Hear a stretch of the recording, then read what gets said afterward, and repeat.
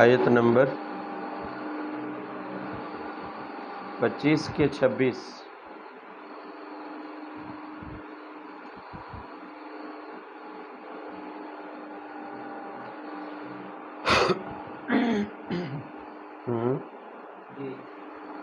چھبیس۔ بسم اللہ الرحمن الرحیم وَلَهُ مَنْ فِي السَّمَاوَاتِ وَالْأَرْضِ كُلٌّ لَهُ قَانِتُونَ وَهُوَ الَّذِي يَبْدَأُ الْخَلْقَ ثُمَّ يُعِيدُهُ وَهُوَ أَهْوَنُ عَلَيْهِ وَلَهُ الْمَثَلُ الْأَعْلَى فِي السَّمَاوَاتِ وَالْأَرْضِ وَهُوَ الْعَزِيزُ الْحَكِيمُ۔ گزشتہ آیات میں اللہ جل شانہ کی قدرت، وحدانیت اور آخرت کے ثبوت پر دلائل چلتے آ رہے ہیں۔ ان دو آیات میں 3 دلیلیں دی گئی ہیں۔ پہلی آیت میں فرمایا کہ وَلَهُ مَنْ فِي السَّمَاوَاتِ وَالْأَرْضِ، کہ زمین و آسمان میں جو کچھ بھی ہے، حتیٰ کہ انبیاء اور فرشتوں سمیت سب اللہ تعالیٰ کی ملک ہیں، اللہ کی مخلوق ہیں اور اللہ تعالیٰ کے مطیع اور فرما بردار ہیں۔ 3 خصوصیتیں کہ جو کچھ زمین و آسمان میں ہے، انبیاء فرشتوں سمیت اللہ تعالیٰ ان کے مالک بھی ہیں اور اللہ تعالیٰ ان کے خالق بھی ہیں، اور اللہ جل شانہ کے وہ مطیع اور فرما بردار بھی ہیں۔ انبیاء بھی اللہ کے مطیع ہیں اور فرشتے بھی اللہ کے کیا ہیں؟ مطیع اور فرما بردار ہیں۔ جب ایسی بات ہے تو پھر یہ اللہ کے ساتھ معبود ہونے میں شریک کیسے ہو سکتے ہیں؟ اللہ کی خدائی میں، اللہ کی قدرت میں شریک کیسے ہو سکتے ہیں؟ بھلا ایسا نہیں ہو سکتا ہے۔ اور دوسری دلیل دی ہے، فرمایا وَالَّذِي يَبْدَأُ الْخَلْقَ ثُمَّ يُعِيدُهُ وَهُوَ أَهْوَنُ عَلَيْهِ۔ یہ دلیل اس پر ہے کہ اللہ تعالیٰ ابتداءً پیدا کرنے پر کیا ہے؟ قادر ہے، تو دوبارہ پیدا کرنے پر بھی کیا ہے؟ قادر ہے۔ چنانچہ یوں فرمایا ہے کہ اللہ رب العزت نے اس کائنات میں جو بھی کچھ ہے، ہر چیز کو ابتداءً تخلیق کیا ہے۔ ابتداءً تخلیق کرنے کا مطلب بغیر کسی نمونے کے، بغیر کسی نمونے کے، بغیر کسی مثال کے، جب کچھ بھی نہیں تھا اللہ تعالیٰ نے ہر چیز کو کیا کیا ہے؟ پیدا کیا۔ سب سے پہلے فرشتوں کو پیدا کیا، زمین و آسمان کو پیدا کیا، جنات کو پیدا کیا، پھر انسانوں کو پیدا کیا۔ تو ہر چیز کو اللہ تعالیٰ نے ابتداءً بغیر نمونے کے پیدا کیا۔ تو فرمایا مشکل تو ہوتا ہے بغیر نمونے کے پیدا کرنا۔ جب اللہ تعالیٰ نے ابتداءً بغیر نمونے کے پیدا کر دیا تو پھر فرمایا کہ دوبارہ پیدا کرنا، جبکہ نمونہ مثال پہلی دفعہ پیدا ہو چکے ہیں، تو پھر دوبارہ ان کو پیدا کرنا احون علیہ، یہ تو اللہ تعالیٰ پر کیا ہے؟ آسان ہے، یہ تو کوئی مشکل نہیں ہے۔ وَلَهُ الْمَثَلُ الْأَعْلَى فِي السَّمَاوَاتِ وَالْأَرْضِ وَهُوَ الْعَزِيزُ الْحَكِيمُ۔ تیسری دلیل دی ہے، فرمایا کہ زمین و آسمان میں بلندی اور برتری صرف اللہ کے ساتھ خاص ہے۔ بلندی اور برتری صرف اللہ کے ساتھ کیا ہے؟ خاص ہے۔ اب بلندی اور برتری میں اللہ کے ساتھ کوئی اور شریک نہیں ہے، تو پھر عبادت میں کوئی اور شریک نہیں ہو سکتا ہے۔ بھئی اگر مقام اور مرتبے کا تقابل کیا جائے تو یقیناً مشرک بھی یہ مانتا ہے کہ حقیقت میں اس کائنات کا اصل خالق اور مالک کون ہے؟ اللہ تعالیٰ ہے۔ اگر ان سے پوچھا جائے من خلق السماوات والارض، آسمان و زمین کو کس نے پیدا کیا، تو قرآن نے ہی بتایا ہے کہ وہ کہیں گے لَيَقُولُنَّ اللَّهُ، کہ اللہ نے پیدا کیا ہے۔ تو جب مشرک یہ مانتا ہے کہ اس کائنات میں اللہ جل شانہ کا مقام و مرتبہ کیا ہے؟ بلند ہے، انبیاء، فرشتے، صلحاء، نیک، اولیاء، ان سب کا مقام و مرتبہ اللہ کے مقابلے میں کیا ہے؟ کم ہے۔ تو پھر کم مقام اور مرتبے والوں کو بلند مرتبہ ذات کے ساتھ ملانا اور عبادت میں ان کو کیا کرنا؟ شریک ماننا، قدرت اور اختیار میں شریک ماننا، یہ درست نہیں ہے۔ ضرب لکم مثلا من انفسکم هل لکم مما ملکت ایمانکم من شرکاء فیما رزقناکم فأنتم فیہ سواء تخافونہم کخیفتکم انفسکم کذالک نفصل الآیات لقوم یعقلون۔ پہلی دو آیات آیت نمبر 28 اور 29 پچھلی آیات کے ساتھ ان کا ربط یہ ہے کہ اب تک جو آیات گزری ہیں ان میں مشترکہ طور پر دو باتیں ثابت کی گئی، اللہ تعالیٰ کی وحدانیت اور قیامت کا واقع ہونا، آخرت میں دوبارہ زندہ کیا جانا اور اللہ کے حضور حساب و کتاب دینا، یہ برحق ہے۔ اب ان دو آیات میں مشرکین کو ایسی عام اور واضح دلیل دی ہے شرک کی تردید پر جس کو عام آدمی بھی آسانی کے ساتھ سمجھ سکتا ہے، بلکہ اگر یوں کہیں کہ مشرکین کی جہالت کو واضح کیا ہے، شرک کی تردید پر ایک عام اور واضح دلیل دے کر مشرکین کی جہالت کو کیا کیا ہے، واضح، کہ مشرکین اگر اپنی حالت میں تھوڑا سا غور کر لے تو انہیں آسانی سے سمجھ آ جائے گا کہ اللہ تعالیٰ کے ساتھ کوئی بھی شریک نہیں بنایا جا سکتا ہے۔ اللہ تعالیٰ کی قدرت اور اختیار میں، اللہ تعالیٰ کے معبود ہونے والی صفت میں کوئی بھی اللہ کے ساتھ شریک کیسے؟ اللہ تعالیٰ فرماتے ہیں کہ تم مجھے یہ بتاؤ کہ یہ جو باندیاں، غلام جن کے تم عارضی طور پر دنیا میں کیا ہو مالک، حقیقی مالک تو کون ہے؟ اللہ تعالیٰ ہے۔ اس زمانے میں عرب میں جو باندی غلام ہوتے تھے ایسے ہی وہ بندے کے مملوک ہوتے تھے، جیسا کہ بھیڑ بکری جانور ہوتے ہیں، اور اس زمانے میں پوری دنیا میں رواج تھا کہ جنگ میں جو بھی قید ہو گیا مرد و عورت ان کو کیا بنا لیا جاتا؟ غلام۔ تو اب اللہ تعالیٰ فرما رہے ہیں کہ یہ باندیاں، یہ غلام جن کے تم عارضی طور پر کیا ہو مالک ہو، سوال یہ ہے کہ جو رزق ہم نے تمہیں دیا ہے کیا تم اس رزق میں ان باندیوں اور غلاموں کو اپنے برابر شریک سمجھتے ہو؟ اپنے برابر شریک؟ جو اختیار تمہیں اپنے رزق میں تصرف کرنے کا ہے، خرچ کرنے کا ہے، اس میں تبدیلیاں کرنے کا ہے، کیا تم وہ اختیار اپنے رزق میں، اپنی ملکیت میں ان باندیوں کو دیتے ہو، اپنے مملوک غلاموں کو دیتے ہو؟ تو یقیناً سوال یہ ہوگا کہ ہرگز نہیں، ہرگز۔ باندی اور غلام تو کیا ہے؟ مملوک ہے، وہ خود ہمارا مال ہے، ہماری ملکیت ہے، لہذا وہ ہمارے دوسری ملکیت اور مال میں کیسے ہمارے شریک ہو سکتے، کیسے وہ ہمارے برابر؟ تو اللہ تعالیٰ فرماتے ہیں کہ جب تمہارے یہ باندی اور غلام جن میں تمہاری ملکیت عارضی ہے، حقیقی نہیں ہے، حقیقی مالک تو کون ہے؟ اللہ تعالیٰ ہے، تو تم جن کے عارضی طور پر مالک ہو وہ تمہارے ساتھ تمہارے رزق میں شریک نہیں ہو سکتے، تمہارے اختیارات میں شریک، تو پھر اللہ تعالیٰ جس کے تم حقیقی طور پر مملوک ہو، انبیاء بھی اللہ تعالیٰ کے کیا ہیں؟ مملوک ہے۔ اللہ تعالیٰ تو خالق ہے، وہ تو حقیقی مالک ہے، تو پھر اللہ تعالیٰ کے ملکیت کو اللہ تعالیٰ کے ساتھ قدرت اور اختیار میں تم کیسے شریک مان سکتے ہیں؟ تم اتنے بڑے اور بلند مرتبے والے آ گئے کہ اپنے غلاموں کو اپنی جائیداد میں شریک نہیں کرتے، اپنی ملکیت میں شریک نہیں کرتے، کیونکہ وہ تمہارے کیا ہیں؟ مملوک ہیں۔ تو پھر جو اللہ کے مملوک ہیں انہیں اللہ کی قدرت اور اختیار میں کیسے شریک مان لیتے؟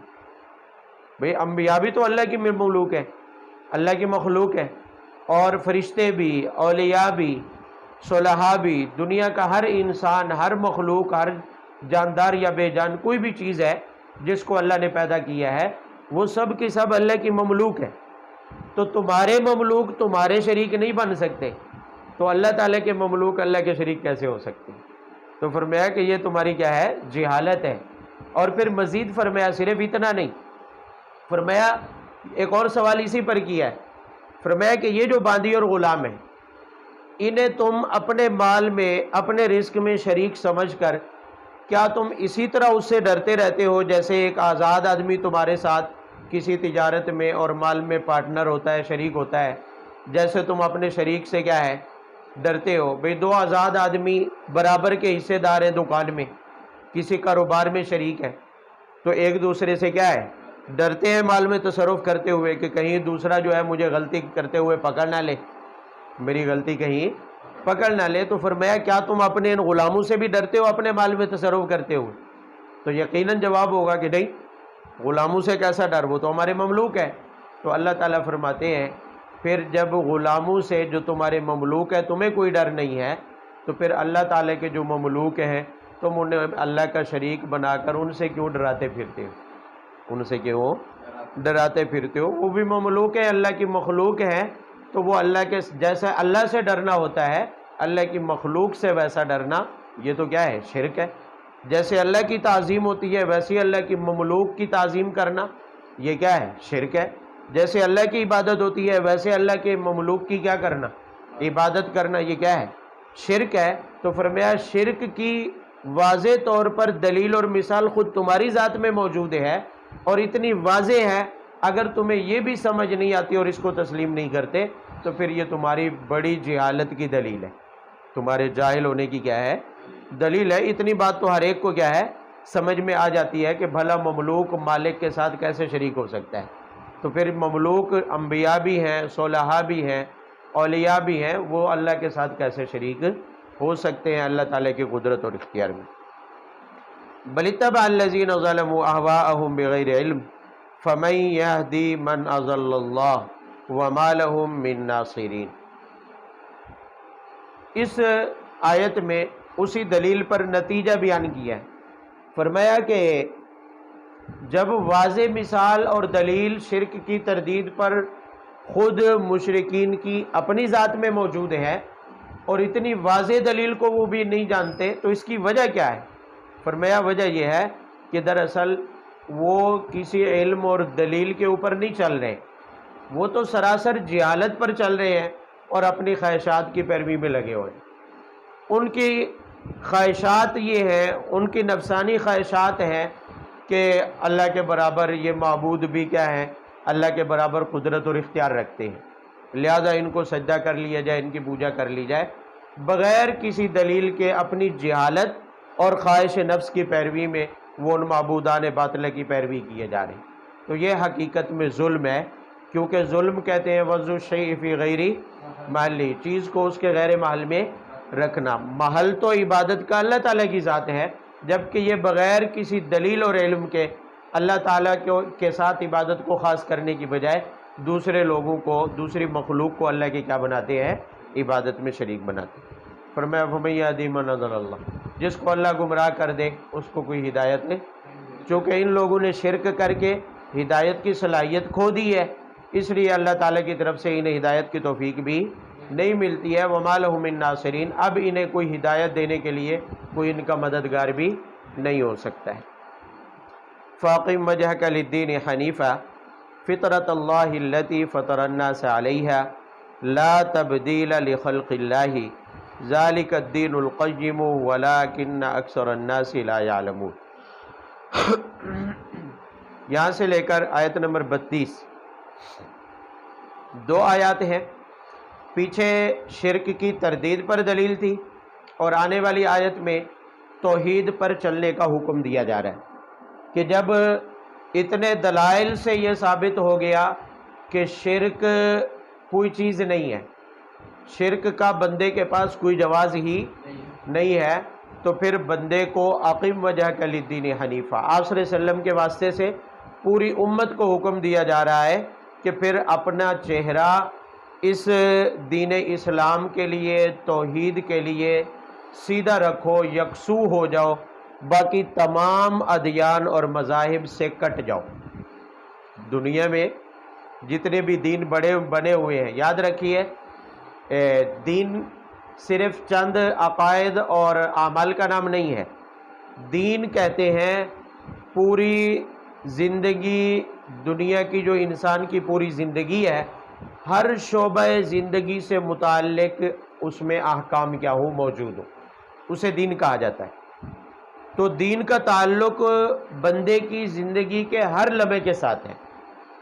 تو دین اسلام کو دین کہا گیا ہے، مطلب یہ ہے کہ دین کے احکامات ہر شعبہ زندگی کے متعلق رہنمائی موجود ہے دین اسلام میں۔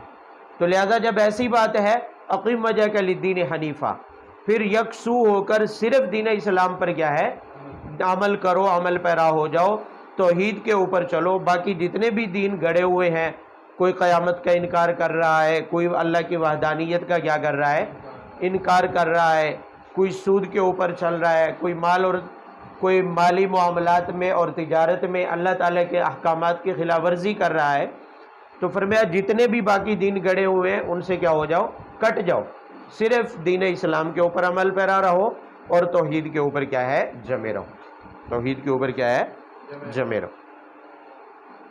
آگے فرمایا فطرت اللہ التی فطر الناس علیہا لا تبدیل لخلق اللہ، فرمایا کہ توحید اور دین اسلام ایک فطری دین ہے، ایک فطرت کہتے ہیں وہ حالت جس کے اوپر بندے کو پیدا کیا گیا، وہ صلاحیت جو بندے میں فطری طور پر اللہ تعالیٰ نے رکھ دی ہے۔ فطرت کس کو کہتے ہیں؟ اس صلاحیت کو، اس اہلیت کو جو پیدائشی طور پر بندے میں اللہ تعالیٰ نے کیا کر دی ہے، رکھ دی ہے۔ تو دین اسلام پر چلنا، توحید پر چلنا، یہ بھی پیدائشی طور پر اللہ تعالیٰ نے انسان میں رکھ دیا ہے۔ بے انسان کی پیدائش جسم سے نہیں ہوتی، انسان پیدا ہوا تب سے جب سے اللہ نے روح پیدا کر دی، کیونکہ اصل تو روح ہے، اصل تو کیا ہے، یہ تو ڈھانچہ ہے، یہ ماں کے پیٹ میں بنتا ہے اور روح اس کے اندر پھونک دی جاتی ہے، اور روح پہلے دن سے پیدا ہو چکی ہے۔ اللہ تعالیٰ نے حدیث پاک میں آتا ہے کہ تمام عالم کی قیامت تک جتنے بھی انسان آنے والے تھے سب کی روحیں پیدا فرمائی، سب کی روحیں پیدا فرمائی، اور پیدا فرمانے کے بعد سب کو جمع کیا، اور حدیث پاک میں الفاظ آتے ہیں ایسے جنود مجندہ، جیسے کوئی لشکر فوج کی پلٹنیں ہوتی ہیں نا، جب پریڈ ہوتی ہے جیسے فوج کی پلٹنیں جمع ہوتی ہیں میدان میں، اسی طرح سے اللہ تعالیٰ نے میدان میں روحوں کو کیا کیا، جمع کیا، اور جمع فرمانے کے بعد اللہ نے سب سے وعدہ لیا، الست بربکم، الست، کیا میں تمہارا رب؟ اور سب نے وعدہ کیا کیا؟ قالوا بلا ربنا، انہوں نے کہا کیوں نہیں، بلکہ آپ ہمارے کیا ہیں، رب ہیں۔ تو یہ ہے وہ فطرت کہ بھی اللہ تعالیٰ نے وحدانیت کا اقرار، اپنے رب ہونے کا اقرار تبھی لے لیا تھا جب پیدا کیا تھا، جب روح کو کیا کیا تھا۔ تو گویا توحید کی صلاحیت، دین اسلام پر چلنے کی صلاحیت پہلے دن سے ہر روح کی تخلیق کے وقت، ہر انسان کی تخلیق کے وقت اللہ تعالیٰ نے پہلے ہی اس میں یہ صلاحیت رکھ دی ہے، جیسا کہ حدیث میں آتا ہے کل مولود یولد علی فطرت الاسلامی فابواہ یحودانہ او ینصرانہ او یمجسانہ، فرمایا کہ ہر پیدا ہونے والا بچہ فطرت اسلام پر کیا ہوتا ہے، یعنی اس میں توحید اور اسلام پر چلنے کی صلاحیت ہوتی ہے۔ پھر ہوتا کیا ہے کہ اگر کوئی رکاوٹ نہ آئے تو وہ توحید اور اسلام پر ہی چلتا ہے، لیکن اگر کوئی رکاوٹ آ جائے کہ اس کے والدین یہودی ہوں، اس کے والدین نصرانی ہوں، اس کے والدین دین سے بے خبر جاہل ہوں اور غافل ہوں، تو پھر وہ اپنے جیسا بنا دیتی، پھر وہ اس کو اپنے جیسا بنا دیتی۔ یہ حقیقت ہے بھئی، یہودیوں کے گھر میں پیدا ہونے والا بچہ یہودی ہو جاتا ہے، ہندو کے گھر میں پیدا ہونے والا بچہ ہندو ہو جاتا ہے، حالانکہ پیدائشی طور پر تو اس میں توحید کی صلاحیت تھی، دین اسلام پر چلنے کی صلاحیت ہے۔ اگر یہ رکاوٹ نہ ہوتی کہ اس کے والدین ہندو، یہودی، نصرانی نہ ہوتے تو پھر وہ یہودی نصرانی نہ ہوتا بلکہ وہ دین اسلام پر چلتا۔ اب دیکھ لیں، جہاں دینی ماحول ہوتا ہے، بچے کے گھر میں دینی ماحول ہے، والدین اگر دین پر مکمل عمل پیرا ہے تو ان کا بچہ جب بڑا ہوتا ہے تو دینی دین ہوتا ہے اس کے سامنے، وہ نمازوں کا بھی پابند ہوتا ہے، روزوں کا بھی پابند ہوتا ہے، اور اچھی باتوں کا وہ پابند ہوتا ہے، اخلاقیات کا۔ اور اگر ایسے گھرانے میں بچہ پیدا ہو جائے جو دین سے کیا ہے، دور ہے، جہالت ہی جہالت ہے، جہاں دنیا پرستی ہے، دنیا کی حرص ہے، تو وہ بچہ بھی ویسے ہی پیدا ہوتا ہے، اسے بھی نماز روزے اور دین سے کوئی غرض نہیں ہوتی، کیونکہ والدین نے اس کے آگے رکاوٹ کھڑی کر دی ہے۔ تو فطرت سے مراد یہی ہے کہ اللہ تعالیٰ نے دین اسلام پر چلنے کی صلاحیت، توحید پر چلنے کی صلاحیت تو پیدائشی طور پر رکھ دی ہے، پھر آگے رکاوٹ کھڑی ہو جاتی ہے، کوئی نہ کوئی رکاوٹ آ جاتی ہے، تو پھر اس رکاوٹ کی وجہ سے بندہ اس صلاحیت سے کیا ہو جاتا ہے؟ معروف۔ چنانچہ فرمایا کہ فطرت اللہ التی فطر الناس علیہ، دین اسلام اور توحید چونکہ فطری دین ہے، اسی لیے اسی پر جمے رہو، اسی پر کیا ہے؟ جمے رہو، اور اپنی آنے والی اولادوں کو بھی اسی دین اسلام پر ہی چلاؤ۔ لا تبدیل لخلق اللہ، یہاں منع کیا جا رہا ہے کہ اللہ تعالیٰ کی اس فطری تخلیق میں تبدیلی نہ کرو۔ اللہ تعالیٰ کی اس فطری تخلیق میں کیا مطلب؟ یہ ان بندوں کو خطاب ہے جو توحید چھوڑ کر شرک میں مبتلا ہے، دین اسلام کو چھوڑ کر دوسری راہ پر کیا ہے؟ چل پڑتے ہیں، گمراہ ہو جاتے ہیں۔ انہیں حکم دیا جا رہا ہے، بلکہ اس سے منع کیا جا رہا ہے کہ توحید اور دین اسلام پر چلنا یہ تمہاری فطرت میں پیدائشی طور پر اللہ نے صلاحیت رکھ دی ہے، لہذا اس صلاحیت کو ضائع نہ کرو، شرک کے اندر مبتلا نہ ہو۔ فرمایا ذالک الدین القیم، یہی سیدھا دین ہے، ولکن اکثر الناس لا یعلمون، لیکن اکثر لوگ نہیں جانتے۔ منیبین الیہ واتقوہ واقیموا الصلاۃ ولا تکونوا من المشرکین من الذین فرقوا دینہم وکانوا شیعا کل حزب بما لدیہم فرحون۔ 3 آیات ہیں اور ٹوٹل 5 باتیں اس میں بیان کی گئی ہیں۔ ابھی بتایا کہ دین اسلام دین فطرت ہے، تو وہ جو میری طرف اہم بات ہے کہ دین اسلام دین فطرت ہے، توحید فطری چیز ہے، بندے کے اندر پیدائشی طور پر توحید کی صلاحیت ہوتی ہے، توحید کی صلاحیت۔ اب اللہ نے حکم دیا کہ اس صلاحیت کو ضائع، اب اس صلاحیت کو بچانے کے لیے 5 باتوں کا حکم دیا جا رہا ہے۔ 2 باتیں تو مثبت ہیں اور 2 باتوں سے منفی طور پر منع کیا گیا ہے۔ مثبت 3 باتیں۔ پہلی بات منیبین الیہ، فرمایا رجوع اللہ کی طرف کرو، رجوع بھئی جب فطری طور پر توحید ہی کی صلاحیت موجود ہے تو توحید کہتے ہی اس کو ہے کہ اللہ ہی کو کیا سمجھا جائے؟ وحدہ معبود بھی اسی کو سمجھا جائے، مختار کل بھی اسی کو سمجھا جائے، نفع نقصان کا مالک بھی، لہذا منیبین الیہ۔ اگر دین اسلام قبول کرنا ہے تو پھر اخلاص کے ساتھ کرو۔ منیبین الیہ کا یہی مطلب، کس کے ساتھ کرو؟ کیا مطلب؟ یعنی اللہ کا حکم سمجھ کر توحید خالص پر اور اس دین اسلام پر چلو، کسی دنیاوی لالچ اور حرص میں آ کر دین اسلام پر چلنے کی ضرورت نہیں ہے۔ بعض اوقات ہوتا ہے نا، کسی بندے کو لگ رہا ہے کہ اگر میں اسلام قبول کر لوں تو مجھے کیا ہوگا؟ فائدہ، مجھے کیا ہوگا؟ فائدہ ہوگا۔ اگر دنیاوی غرض سے کسی اور لالچ میں آ کر دین اسلام کو قبول کیا تو فرمایا وہ منظور نہیں ہے۔ منیبین الیہ، یہ سمجھو کہ چونکہ اسلام دین فطرت ہے، اس کے بغیر کوئی چارہ نہیں ہے، اس لیے اللہ کی رضا کے طلبگار بن کر صرف اللہ کی رضا کی تلاش میں اور اسی نیت سے دین اسلام کو قبول کرو، کوئی اور غرض نہیں ہونی چاہیے، کوئی اور مقصد ہے۔ یعنی دین اسلام کے ساتھ وابستہ ہوں گے تو ہمیں کوئی دنیاوی فائدہ حاصل ہوگا، اگر یہ نیت ہے تو یہ حقیقت کے خلاف ہے۔ نیت کیا ہونی چاہیے؟ خالص اللہ کی رضا، جس کو اخلاص کہا جاتا ہے۔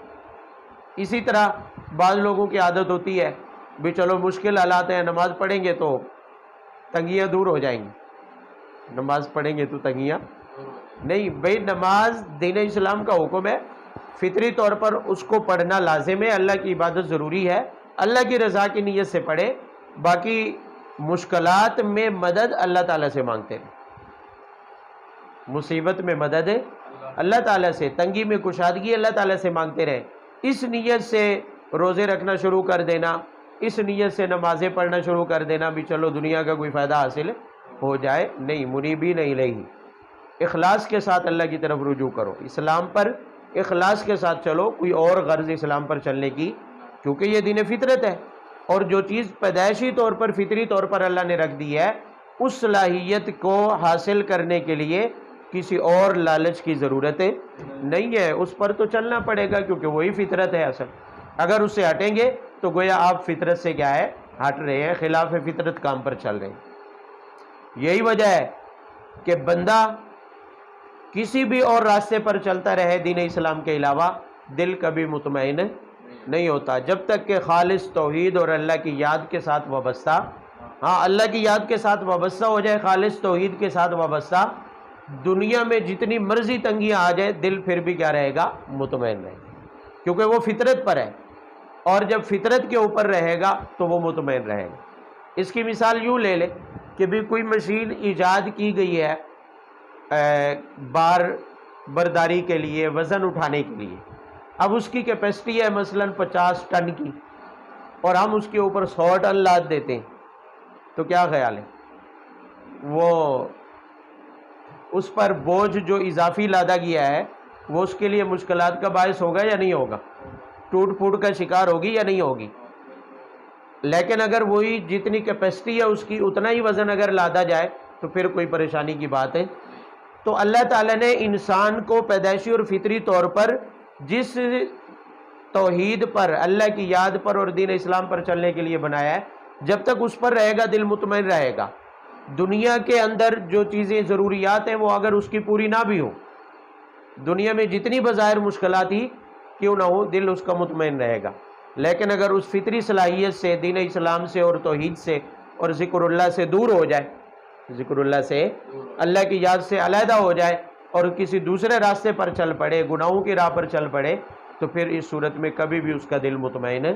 دنیا کی ہر عیاشی میسر ہو، دنیا کا ہر سامان اسے کیا ہو جائے، اسباب عیش اس کے پاس موجود ہو، تب بھی اس کا دل مطمئن نہیں رہے گا، بے سکون اور بے اطمینان رہے گا، اس لیے کہ فطرت سے ہٹ گیا ہے، فطرت سے ہٹ گیا ہے۔ اور دوسرا حکم دیا واتقوہ، اللہ ہی سے ڈرتے رہو، اللہ ہی سے کیا ہے؟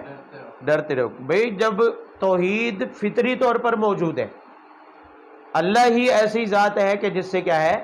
ڈرنا چاہیے، تو پھر غیر اللہ سے اس طرح ڈرنا جیسا کہ اللہ کا خوف ہوتا ہے، غیر اللہ سے اس طرح ڈرنا، کہتے ہیں نا کہ بازار والے کی توہین نہ کرنا، ورنہ کیا کہتے ہیں پنجابی میں، کیا لگے گی؟ حضرت بڑی پہنچی ہوئی سرکار ہے، اگر تم نے اس کی نافرمانی کی، اس کے خلاف کچھ کیا تو دیکھ لیں گے۔ کئی لوگ برباد ہو گئے، کئی لوگ تباہ ہو گئے ان کی خلاف ورزی کر کے، نافرمانی اور توہین کر کے۔ تو یہ ڈر جو ہے غیر اللہ کے سے، جیسے اللہ سے ڈرنا چاہیے ویسے ہی غیر اللہ کا ڈر دل کے اندر رکھنا یہ جائز نہیں ہے، کیونکہ فطرت کے خلاف ہے۔ فطرت کے کیا ہے؟ توحید ایک فطرت ہے، تو جب ایسا ہے تو واتقوہ، صرف ڈر بھی کس کا ہونا چاہیے؟ اللہ کا۔ آگے فرمایا کہ واقیموا الصلاۃ، اور نماز قائم کرے۔ عبادت، چونکہ عبادات میں سب عبادات کی مرکزی عبادت جو ہے وہ کیا ہے؟ نماز ہے، اور نماز چونکہ اہم عبادت ہے تمام عبادات میں، اس لیے نماز میں ساری عبادات آ گئی۔ تو مقصد ہے نماز قائم کرو، مطلب یہ ہے کہ عبادت بھی صرف کس کی کرو؟ اللہ کی کرو، کیونکہ توحید اسی میں ہے۔ اگر عبادت کسی اور کی کریں گے تو پھر وہ توحید کے کیا ہے؟ خلاف ہے، فطرت کے کیا ہے؟ خلاف ہے۔ لہذا اگر منت ماننی ہے وہ بھی عبادت ہے، کسی کی نیاز ماننی ہے وہ بھی کیا ہے؟ عبادت ہے۔ صدقہ خیرات کرنا ہے وہ بھی کیا ہے؟ عبادت ہے۔ نوافل پڑھنے ہیں وہ بھی کیا ہے؟ عبادت ہے۔ روزہ رکھنا ہے وہ بھی کیا ہے؟ عبادت ہے۔ تو عبادت جو بھی ہو وہ خالص کس کے لیے ہونی چاہیے؟ اللہ تعالیٰ کے لیے۔ قل ان صلاتی و نسکی و محیای و مماتی للہ رب العالمین، یا یہ حکم ان صلاتی و نسکی، یہاں صلاۃ میں تمام بدنی عبادات آ گئی اور و نسکی میں تمام مالی عبادات آ گئی، چاہے وہ قربانی ہو، حج ہو، زکوٰۃ ہو، صدقہ ہو، خیرات ہو، نظر نیاز اور منت ہو، کچھ بھی ہو، ساری عبادات للہ، کس کے لیے ہیں؟ صرف اللہ کے لیے۔ اگر اس کے خلاف کریں گے تو یہ خلاف فطرت ہے، کیونکہ توحید دین فطرت ہے، توحید فطری چیز ہے، اور اس کے خلاف کرنا یہ خلاف فطرت ہے۔ تو تین چیزوں کا تو حکم ہوا۔ اخلاص، کیا؟ اسلام میں توحید پر عمل کرنے میں کیا ہونا چاہیے؟ اخلاص ہونا چاہیے، صرف اللہ کی رضا۔ اور دوسرا تقوی، یعنی اللہ سے ڈرنا، اللہ کے علاوہ کسی اور سے نہیں ڈرنا. اور تیسری چیز عبادت صرف کس کے لیے ہو؟ اللہ کے لیے. دو چیزیں جن سے منع کیا گیا. پہلی چیز فرمایا کہ وَلَا تَكُونُوا مِنَ الْمُشْرِكِينَ. جب توحید دین فطرت ہے، فطری اور پیدائشی چیز ہے، تو پھر لا تکونوا من المشرکین، شرک مشرک نہ بنو، اللہ تعالیٰ کے ساتھ شریک کرنے والے نہ بنو کسی بھی حال میں. نہ اللہ کی ذات میں کسی کو شریک بنانا جائز ہے، نہ اللہ کی صفات میں کسی کو شریک ماننا کیا ہے؟ جائز. اور دوسری بات من الذین فرقوا دینہم وکانوا شیعا کل حزب بما لدیہم فرحون. فرمایا ان لوگوں کی طرح نہ بن جاؤ جنہوں نے اپنے دین کو ٹکڑے ٹکڑے بنا لیا. جنہوں نے اپنے دین کو اور ٹکڑے ٹکڑے بنانے کے بعد ان کی دو حالتیں ہو گئی. کانو شیعہ کہ وہ گروہ گروہ ہو گئے، شیعہ ہو گئے.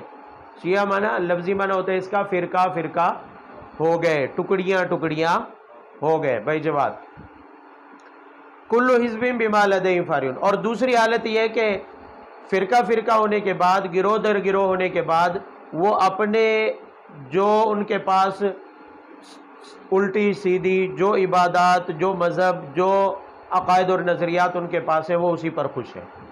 وہ اسی پر کیا ہیں؟ خوش ہیں. اسی کو وہ برحق سمجھتے ہیں اور باقی سب کو کیا سمجھتے ہیں؟ باطل. نہیں سمجھ آئی بات؟ تو شرک نہ کرو. شرک سے منع کرنے کے بعد دوسرا کس چیز سے منع کیا ہے؟ تفرقہ سے، کہ دین کو ٹکڑے ٹکڑے نہ کرو. دین کو ٹکڑے ٹکڑے نہ کرو. ان لوگوں کی طرح نہ بنو جنہوں نے دین کے کیا کر دیے؟ ٹکڑے. اب اس وقت دین کو ٹکڑے کرنے والے کون تھے؟ مشرکین مکہ تھے، یہود و نصارہ تھے. بھئی دین اسلام آدم علیہ السلام سے لے کر آپ صلی اللہ علیہ وسلم تک ایک ہی دین ہے، کیونکہ دین اصل میں اصول کا نام ہے. دین اصل میں کس کا نام ہے؟ اصول. جو فروعات ہیں انہیں مذہب کہا جاتا ہے، شریعت کہا جاتا ہے. شریعت ہر نبی کی الگ الگ تھی. شریعت موسوی الگ تھی، شریعت عیسوی الگ تھی، اور شریعت محمدی کیا ہے؟ الگ ہے. شریعتیں مختلف تھی لیکن دین ایک ہی تھا. دین کیا ہے؟ ایک ہی تھا. موٹی سی بات ہے، ایمان مفصل میں جو عقائد ہیں، آمنت باللہ وملائکتہ وکتبہ ورسلہ والیوم الآخر والقدر خیرہ وشرہ من اللہ تعالی والبعث بعد الموت. توحید، رسالت، فرشتوں اور کتابوں اور پہلے انبیاء وغیرہ پر ایمان لانے کے ساتھ ساتھ اچھی اور بری تقدیر اور آخرت پر ایمان لانا، یہ سب کیا ہے؟ اصول ہے. یہ سب کیا ہے؟ اصول ہے. یہاں انہی اصولوں کے بارے میں کہا گیا ہے کہ ان اصولوں میں کسی کا انکار کر کے الگ الگ گروہ نہ بنو. الگ الگ گروہ. پہلی امتیں جو گمراہ ہوئی وہ انہی اصولی عقائد کا انکار کرنے کی وجہ سے کیا ہوئی؟ کوئی شرک میں مبتلا ہو گیا، انہوں نے توحید کو چھوڑ دیا. کسی نے آخرت کا انکار کر دیا. کسی نے سارے انبیاء پر ایمان نہیں لائے، کچھ انبیاء کا انکار کر دیا اور کچھ کو. کسی نے کچھ کتابوں کو مانا اور کچھ کو تسلیم نہیں کیا. تو یہ وہ اصولی عقائد ہیں جو دین اسلام کے ضروری عقائد تھے، ان کے اندر تبدیلی کر کے وہ کیا ہو گئے؟ ٹکڑے ٹکڑے ہو گئے. تو فرمایا تم ان لوگوں کی طرح نہ ہو جاؤ. تم ان لوگوں کی طرح نہ ہو جانا. بات سمجھ آئی ہے یا ککھ بھی نہیں سمجھ آئی؟ اب ہوا کیا کہ انہوں نے عقائد کے ٹکڑے کیے. کچھ عقائد کو مانا اور کچھ کو، بعض کتابوں کو تسلیم کیا، بعض کو توحید کو بعض نے مانا اور بعض نے توحید کو نہیں مانا. اور بعضوں نے بعض انبیاء کو مانا اور بعض کو نہیں مانا، چھوڑ دیا. اسی طرح بعض تقدیر کو مانتے رہے اور بعض تقدیر کا کیا کرتے رہے، اور بعض آخرت کو مانتے رہے اور بعض آخرت کو نہیں مانتے رہے، اس کا انکار کرتے رہے. تو اس طرح ان میں ٹکڑے ہو گئے. دین کے ٹکڑے ہونے کے بعد وہ خود بھی گروہ میں کیا ہو گئے؟ تقسیم ہو گئے، فرقہ فرقہ ہو گئے. اور فرقہ فرقہ ہو جانے کے بعد جو غلط نظریہ اور عقیدہ انہوں نے گڑھا ہوا تھا، بما لدیہم فرحون، اسی پر وہ کیا ہوتے رہے؟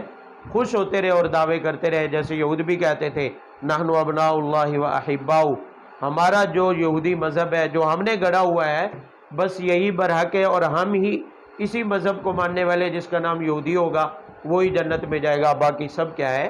جہنم میں جائے گا. بات سمجھ آئی ہے؟ کوئی نہیں سمجھ آئی؟ ایک بات یہاں بہت ساری چیزیں ہمارے معاشرے کے اندر جہالت کی وجہ سے لوگوں کے اندر ایسی پھیلی ہیں کہ لوگ فرقے کی حقیقت کو نہیں سمجھتے اور اختلاف کی حقیقت کو بھی نہیں سمجھتے بھی کون سا اختلاف برا ہے اور کون سا کیا ہے اچھا ہے، یعنی کون سا اختلاف جائز ہے اور کون سا اختلاف ناجائز ہے، کس اختلاف کی بنیاد پر فرقہ کہلاتا ہے اور کس اختلاف کی بنیاد پر فرقہ نہیں کہلاتا، بلکہ یہاں تک صورتحال ہو گئی ہے اب لوگوں نے باقاعدہ جماعتیں بنا لی ہیں، جماعت المسلمین کے نام سے ایک جماعت ہے، اسی طرح اہل قرآن کے نام سے ایک گروہ ہے، باقاعدہ اب اہل قرآن وہ ہیں جو حدیث کا انکار کرتے ہیں۔ کیپٹن عثمانی تھا، اس نے جماعت المسلمین بنائی تھی، آج بھی اس کے جراثیم موجود ہے جرسوں میں۔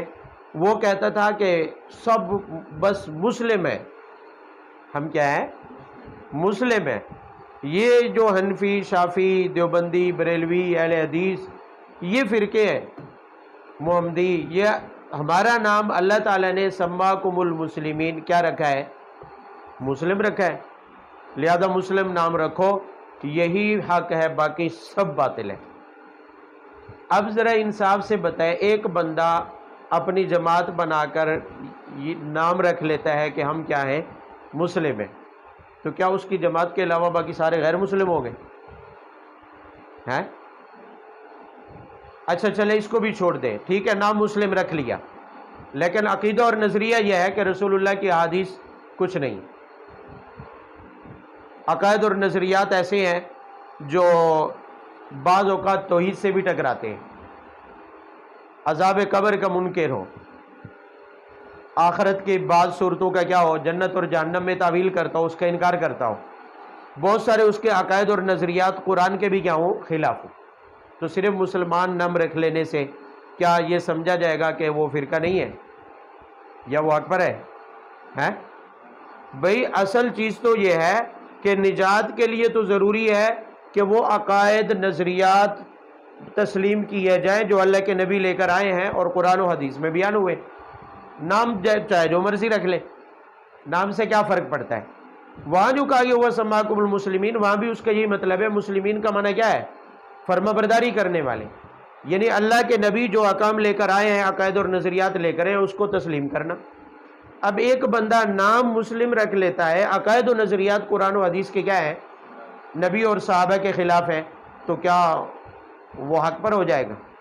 تو وہ کہتے ہیں لہذا تم فرقہ ہو، تم دیوبندی، حنفی، مالکی، شافعی، حنبلی ہو، لہذا تم جہنم میں جاؤ گے، اور میں فرقہ نہیں ہوں، میں تو مسلم ہوں۔ اور پاگل لوگ کہتے ہیں جی واہ واہ بات تو صحیح ہے، یہ فرقے سارے جہنمی ہیں، یہ جو ہے نا یہ مسلمین ٹھیک ہے۔ جہالت ہے نا۔ حالانکہ اس بات کو سمجھنا چاہیے، میں جو بات آپ کو سمجھانا چاہتا ہوں وہ یہ ہے کہ دراصل نسبتیں مختلف ہوتی ہیں۔ بھئی دین اسلام کی نسبت سے تو ہم سب مسلم ہیں، اور آدم سے لے کر آپ صلی اللہ علیہ وسلم تک جتنے بھی مومنین حق پرست تھے، دین اسلام کے اصولی عقائد کو ماننے والے تھے، وہ سب مسلم تھے۔ وہ سب کیا تھے؟ یہ ہے دین اسلام کی طرف، دین کی طرف نسبت، دین کی نسبت سے ہم سب کیا ہیں مسلم ہیں۔ اب اگلی بات یہ ہے کہ نبی جو شریعت لے کر آئے ہیں، شریعت اصول کے بعد ہے، اصولی عقائد کے بعد شرعی مسائل، احکام جنہیں عملی مسائل کہا جاتا ہے، جیسے نماز، روزہ، حج، زکوٰۃ، عبادات ہو گئی، اور اسی طرح تجارتی مسائل ہو گئے، معاملات، لین دین کے معاملات کے احکام ہو گئے، یہ شریعت ہے جنہیں عملی معاملات کہا جاتا ہے، فروعات کہا جاتا ہے۔ اس شریعت کی طرف نسبت کرتے ہوئے ہم سب محمدی ہیں، کیونکہ شریعت ہماری کیا ہے محمدی ہے۔ اس کا مطلب یہ ہے جب ہم اپنے آپ کو محمدی کہیں گے تو کس کے مقابلے میں کہیں گے؟ شریعت موسوی کے مقابلے میں، شریعت عیسوی کے مقابلے میں ہم اپنے آپ کو کیا کہیں گے؟ محمدی۔ یہ ایک نسبت ہے، جہاں تقابل آئے گا تو تقابل کے اعتبار سے، نسبت کے اعتبار سے نام بھی کیا ہو جائے گا؟ بدل جائے گا۔ تو ہم دیناً مسلم ہیں لیکن شریعتاً ہم کیا ہے؟ محمدی ہے۔ اس کے بعد آپ صلی اللہ علیہ وسلم کی پیشین گوئی کے مطابق جب اسلام کے اندر فرقہ بازی شروع ہوئی، تفرقہ ہوا اور فرقے بننے شروع ہوئے، عقائد میں تبدیلیاں ہوئی. وہ عقائد جو رسول اللہ صلی اللہ علیہ وسلم اور صحابہ کرام سے ثابت تھے قرآن و سنت کے مطابق، ان عقائد کو چھوڑ کر جب مختلف گروہ الگ ہونے لگے، کسی نے تقدیر کے مسئلے میں عقیدے میں اپنا الگ نظریہ گھڑ لیا، کسی نے عذاب قبر کے مسئلے میں اپنا الگ نظریہ گھڑ لیا، کسی نے توحید میں اپنا نظریہ الگ گھڑ لیا، کسی نے رسالت کے مساوی عقیدہ امامت کو گھڑا. جب فرقے بننے لگے تو تب ظاہر ہے جو لوگ اصولی عقائد کے اوپر صحیح طور پر جمے رہے، جو آپ صلی اللہ علیہ وسلم اور صحابہ کرام سے ثابت تھے، تو ان فرقوں کے مقابلے میں انہیں اپنا ایک الگ نام کیا ہے نسبت رکھنی پڑی. فرقوں کے مقابلے میں فرقوں کے اب گمراہ فرقے پیدا ہوئے. کوئی عقیدہ امامت کو لے کر کھڑا ہوا، وہ رافضی اور شیعہ کہلائے. کوئی تقدیر کا انکار کر کے قدریہ کہلایا. کوئی انسان کے قدرت اور اختیار کا انکار کر کے جبریہ کہلایا. مختلف عقائد و نظریات گڑے اور 72-73 فرقے بنے، جیسا کہ رسول اللہ صلی اللہ علیہ وسلم کی پیشین گوئی تھی. اور یہ 5ویں صدی 6ٹھی صدی میں پہلے ہی بن چکے ہیں، یہ بھی ذہن میں رکھ لیں. باقاعدہ ان کے نام بھی کتابوں میں موجود ہیں. کبھی موقع آیا تو میں تفصیل سے ان کے نام بتاؤں گا آپ کو. پورے 73 فرقے بن گئے. آپ نے فرمایا ان میں سے ایک نجات پائے گا، باقی سب کیا ہوں گے. اب وہ جو نجات پانے والا فرقہ ہے وہ کون ہوگا؟ آپ نے فرمایا جو میرے اور میرے صحابہ کے طریقے پر، یعنی اس کے نظریات، اس کے عقائد وہ ہوں گے جو کس کے ہیں؟ میرے ہیں یا میرے صحابہ کے ہیں.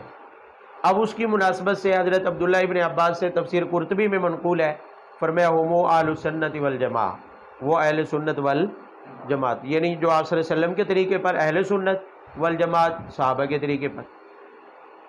اب یہ جو اہل سنت والجماعت نام ہمیں اختیار کرنا پڑا مسلمانوں کو، یہ اس نسبت سے نہیں ہے کہ ہم یہ نام دین کی نسبت سے اختیار کر رہے ہیں یا شریعت موسوی کے مقابلے میں کیا کر رہے ہیں، بلکہ یہ ہم اسلام میں بننے والے گمراہ فرقوں کے مقابلے میں کیا کر رہے ہیں، اختیار، کہ ہم اس جماعت اور گروہ سے تعلق رکھتے ہیں، مسلمانوں کے اس طبقے سے تعلق رکھتے ہیں جو اصولی عقائد میں رسول اللہ اور صحابہ کرام کا کیا ہے پیروکار، جنہیں اہل سنت والجماعت کہا جاتا. اب اس نسبت سے باقی جتنے بھی فرقوں کے نام ہیں وہ کیا ہے، فرقہ ہے حقیقت کے اعتبار سے، اور یہ اصل میں جماعت ہے. یہ اصل میں کیا ہے، جماعت کا مطلب جو آپ صلی اللہ علیہ وسلم کے اور صحابہ کرام کے طریقے پر ہو. اسی کو آپ نے فرمایا کہ ایک فرقہ ان میں سے کیا پائے گا، نجات. اس اعتبار سے کہ چونکہ باقی فرقوں کے مقابلے میں یہ بھی ایک جماعت ہے، یہ بھی ایک کیا ہے، امت کا ایک طبقہ ہے، اس اعتبار سے اس کو بھی فرقہ کہہ دیا گیا. صرف فرقہ کہنے سے کوئی باطل نہیں ہو جاتا ہے، کوئی غلط نہیں ہو جاتا، جب تک کہ عقائد میں الگ نہ ہو. اللہ کے نبی اور اللہ کے نبی کے صحابہ والے عقائد کو جب تک نہ چھوڑے کوئی فرقہ یا باطل نہیں بنتا. تو اب 3 نام ہو گئے اور نسبتیں بھی کیا ہو گئی، 3. ہم دینن کیا ہے، مسلم ہیں، لیکن دوسری انبیاء کی شریعتوں کے مقابلے میں ہم شریعت کی طرف نسبت کرتے ہوئے ہم اپنا نام کیا رکھتے ہیں، محمدی، کہ ہم شریعت محمدی پر ہیں. اور باطل فرقے جو اسلام میں پیدا ہوئے ان کے مقابلے میں ہم اپنے آپ کو کیا کہتے ہیں، اہل السنت والجماعت. اب عقائد میں جو بھی اہل السنت والجماعت کے عقائد پر ہے وہ ناجی ہے، حدیث پاک میں اس کا فیصلہ ہو گیا. اب اگلے نام اس سے نیچے آ جائیں، اس سے نیچے جو شرعی عملی مسائل ہیں، اصولی عقائد سے ہٹ کر جنہیں فروعات کہا جاتا ہے، ان میں پھر مسائل میں 2 قسمیں ہیں. بعض وہ ہیں جن میں اجتہاد کی کوئی گنجائش ہے، قرآن و حدیث میں صاف طور پر بتا دیا گیا کہ یہ کام ایسے کرنا ہے، کوئی دوسری رائے بھی نہیں ہے. دوسرے وہ ہیں جو اجتہادی مسائل ہیں جن کے بارے میں احادیث 2 طرح کی ہیں، تعارض باہم، یا پھر یہ ہے کہ ایسے مسائل ہیں جن کے بارے میں قرآن و سنت میں واضح طور پر کچھ بھی نہیں کہا گیا، ان کا تعلق قیاس سے ہے، کسی اور مسئلے پر قیاس کرنا پڑتا ہے، انہیں اجتہادی مسائل کہتے ہیں. اب یہ وہ مسائل ہیں جن میں شروع سے ہی اختلاف کی گنجائش ہے، شروع سے ہی بھئی ان کے بارے میں نصوص ہی 2 طرح کی ہیں، 2 حدیثیں آ گئی اور دونوں ایک دوسرے سے ٹکرا رہی ہیں، تو ظاہر اختلاف کی گنجائش تو ہے. اجتہادی مسائل میں اختلاف کی بنیاد پر پھر جو اختلافات ہوئے اور اس میں جو الگ الگ جماعتیں ہوئی، کوئی امام شافعی کے اجتہاد کو ماننے لگا، کوئی امام ابو حنیفہ کے اجتہاد کو ماننے لگا، کوئی امام مالک کے، کوئی دوسرے مجتہد کے، اس کی بنیاد پر کوئی حنفی کہلایا، کوئی شافعی۔ یہ جو حنفی، شافعی، مالکی، حنبلی مذاہب ہیں، یہ جو نام ہیں، یہ نسبتیں ہیں اجتہادی اختلاف میں تقابل کی۔ بھئی میں حنفی ہوں، حنفی ہونے کا کیا مطلب ہے کہ میں مسلمان نہیں ہوں؟ کیا میں اہل سنت والجماعت میں سے؟ میں نے جو حنفی نسبت اختیار کی ہے کس اعتبار سے؟ کہ میں اجتہادی مسائل میں امام ابو حنیفہ کے اجتہاد کو فالو کرتا ہوں۔ فلانا شافعی ہے، اس کا کیا مطلب ہے کہ وہ اہل سنت والجماعت سے نکل گیا، دین اسلام سے نکل گیا؟ نہیں، اس کا مطلب یہ ہے کہ وہ حنفی کے مقابلے میں شافعی ہے، یعنی وہ امام اجتہادی مسائل میں امام شافعی کو کی پیروی کر رہا ہے۔ سمجھ آئی ہے؟ تو اب حنفی شافعی یہ نسبتیں اجتہادی اختلافات کی ہیں، اور یہ اختلاف برا نہیں ہے۔ ان میں سے اجتہادی اختلاف میں کسی مجتہد کے رائے کو باطل یا مسترد کرنا جائز نہیں ہے۔ یہ تو خود رسول اللہ صلی اللہ علیہ وسلم سے ثابت ہے، اور صحابہ کرام سے کیا ہے؟ ثابت ہے ایسے اختلافات۔ میں اس کی کئی مثالیں آپ کو پہلے بھی دے چکا ہوں۔ اب اس نسبت سے ہم کیا ہیں؟ حنفی شافعی، یہ اجتہادی کیا ہے؟ اجتہادی اختلافات کی وجہ سے اس نسبت سے یہ نام پڑ گئے، کوئی حنفی ہو گیا، کوئی شافعی ہو گیا، کوئی حنبلی ہو گیا، کوئی کیا ہو گیا، اس سے نیچے چلے آئیں، کوئی دیوبندی ہے، کوئی بریلوی ہے، کوئی اہل حدیث ہے۔ یہ نام مکاتب کی وجہ سے ہے۔ کس کی وجہ سے ہے؟